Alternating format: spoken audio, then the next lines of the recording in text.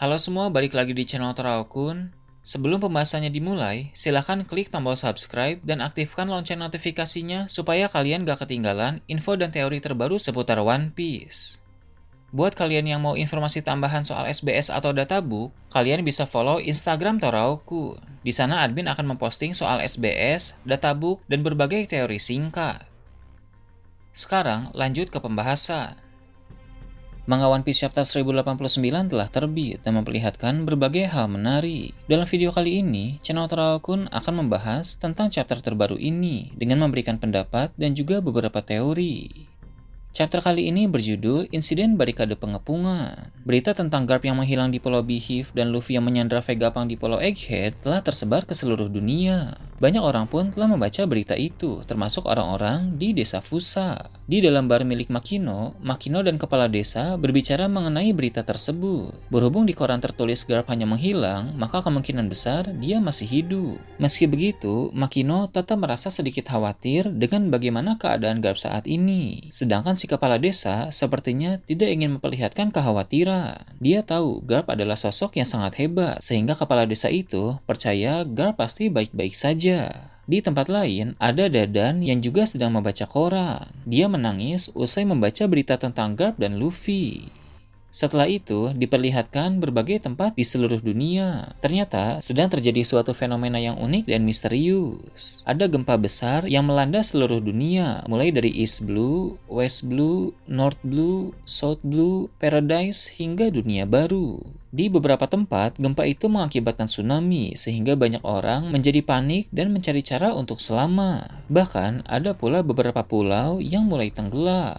Belum diketahui secara spesifik bagaimana gempa besar itu bisa terjadi, tapi kemungkinan besar hal tersebut ada kaitannya dengan insiden Lulusia 6 hari yang lalu. Seperti yang kita tahu, kerajaan Lulusia dihancurkan oleh pihak pemerintah dunia menggunakan senjata bernama Mother Flame. Sekarang diketahui lokasi tempat kerajaan Lulusia berada telah menjadi lubang besar di lautan. Jadi, Mother Flame tidak hanya membuat permukaan kerajaan musnah, tapi daratannya ada pun lenyap sehingga menimbulkan lubang besar di lautan. Lubang itu bagikan air terjun di tengah laut dan tidak ada tanda-tanda akan menutup. Gempa yang sedang terjadi sekarang kemungkinan besar berkaitan dengan itu, dan air laut diketahui telah naik setinggi 1 meter. Senjata Mother Flame benar-benar luar biasa karena bisa menjadi pemicu fenomena berskala global. Sementara itu, Pulau Egghead telah dikepung oleh Angkatan Laut. Kekuatan tempur yang mereka bawa sangat besar, jauh melampaui Buster Call biasa. Total kapal yang datang lebih dari 100 unit, dan total pasukan di dalamnya berjumlah 30.000 orang. Para pasukan itu dipimpin oleh 9 Vice Admiral. Selain itu juga ada Admiral Kizaru dan Gorosei Satur. Di sana, ada cyborg monster laut yang menyerang salah satu kapal, tapi Kizaru segera mengalahkannya dengan laser. Melalui Denden Mushi, Sentomaru bilang agar Kizaru jangan menyerang cyborg monster laut itu, tapi Kizaru merespon dengan berkata bahwa monster itulah yang lebih dulu menyerang. Kizaru berkata kepada Sentomaru bahwa keadaan di sana benar-benar canggung. Lebih baik Sentomaru segera keluar dari pulau dan menyerah saja. Namun Sentomaru menolak untuk melakukan hal tersebut. Dia malah mengancam apabila Kizaru menyerang cyborg monster laut lagi, maka Sentomaru akan memerintahkan untuk membalas serangan.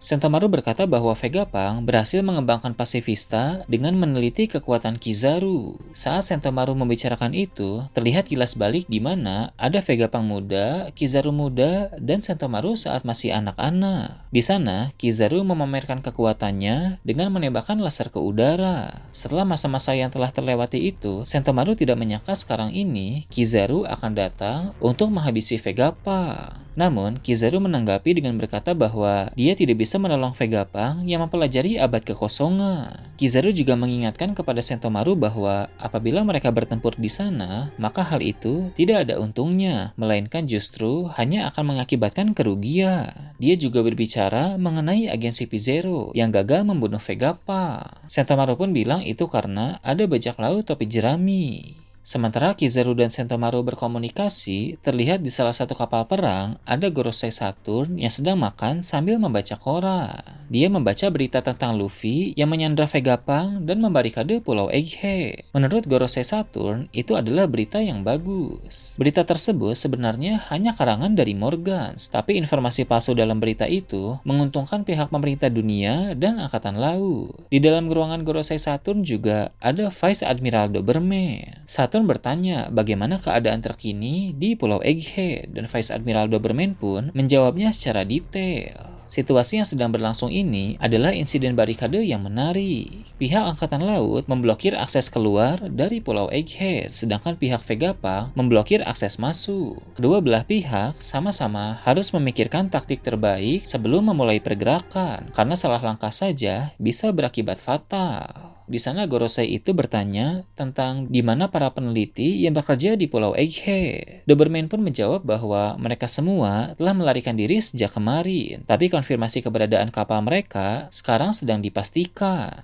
Gorosei Saturn menganggap serius hal tersebut. Dia khawatir jangan-jangan para peneliti itu telah mengetahui sesuatu sehingga berbahaya untuk membiarkan mereka pergi. Sang Gorosei pun memberi perintah. Begitu nanti lokasi kapal mereka diketahui, maka para peneliti itu harus segera dihabisi. Doberman juga memberi laporan tambahan tentang salah satu generasi terburu. Dia adalah Joel Riboni yang menurut kabar sedang berada di Pulau Egghead juga. Saturn ternyata tahu bahwa Bonnie adalah putri Kuma. Dia bilang Bonnie sudah tidak ada gunanya lagi sehingga gadis itu bisa dibiarkan saja.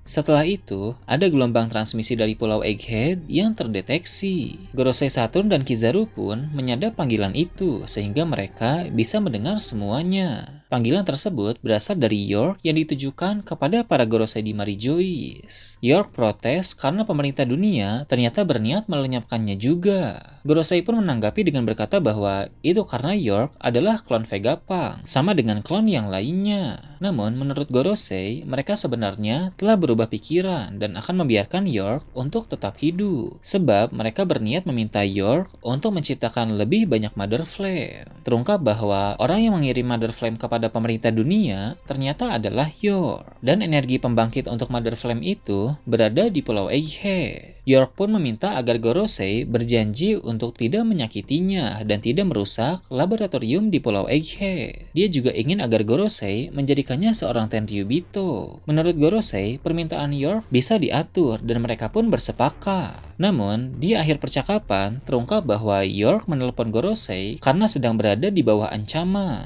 York menangis dan meminta Gorosei untuk menyelamatkannya dari bajak laut topi jerami. Terlihat saat ini situasi di dalam laboratorium sudah berbalik. York sekarang disandra oleh bajak laut topi jerami. Bagian akhir chapter memperlihatkan Luffy, para kru Vegapunk, Rob Lucci, dan Bonnie sedang berada di ruangan yang sama. Melihat pemandangan itu menandakan bahwa masalah dengan para Seraphim sudah teratasi. Saat para Gorosei dan Kizaru mendengar perkataan York, mereka semua pun kaget. Mereka tidak menyangka York telah disandra oleh bajak laut topi jerami. Luffy pun berkata bahwa mereka akan memanfaatkan York sebagai tameng untuk keluar dari sana. Dengan begitu, maka dapat dipastikan kejadian yang menegangkan akan segera terjadi. Dalam insiden Egghead nanti, kita tidak hanya akan melihat pertarungan, tapi juga adu kecerdasan dan strategi.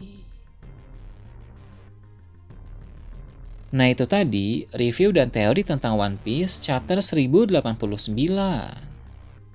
Gimana menurut kalian? Silahkan tulis di kolom komentar di bawah. Oke, segitu aja untuk pembahasan kali ini. Jangan lupa like, share, dan subscribe untuk video menarik selanjutnya. Gue Toraukun, Shambles.